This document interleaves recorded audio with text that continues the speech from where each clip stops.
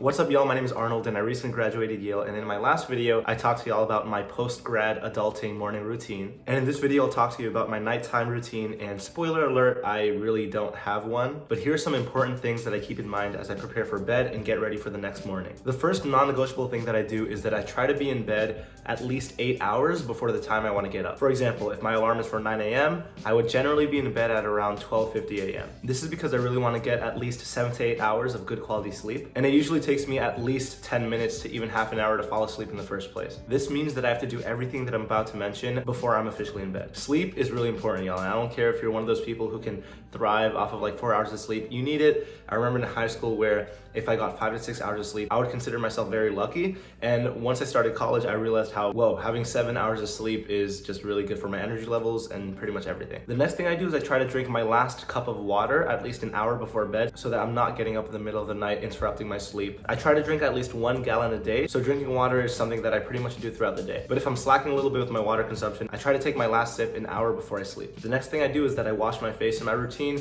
is very simple. Before it was really complicated, but now I just use a simple CeraVe facial cleanser. This is to make sure that I clean my face from all the dirt and oils that accumulate throughout the day. And the next thing I do is that I use some Vaseline for my lips and some moisturizer for my face. And while I wash my face and do all of that, I also brush my teeth at the same time. And this one is for obvious reasons. And a bonus tip is to actually floss. So if you're like me, I've been neglecting flossing for like a lot of my life, but I hear a lot of horror stories about people who get root canals and other stuff. I even checked in with like my dentist, and he was like, yeah, you gotta floss, man. Like, I can tell there's like a bunch of gunk in between your teeth. So actually floss. And the way I think about sleeping is that when you're sleeping, you're spending a prolonged 8-hour period where you're just resting. So you want to make sure that you're clean and fresh so you can start the day with a lot of energy. The next thing I do is that while I'm in bed, I do a lot of praying and meditating and self-reflecting, as well as visualizing my goals and dreaming. It's a weird thing because for me, if I try not to sleep, I end up sleeping. And if I try my best or try hard to sleep, I end up not sleeping. And I've had really bad experiences with sleep paralysis and insomnia before. So weirdly enough, if I'm just like dreaming about positive things,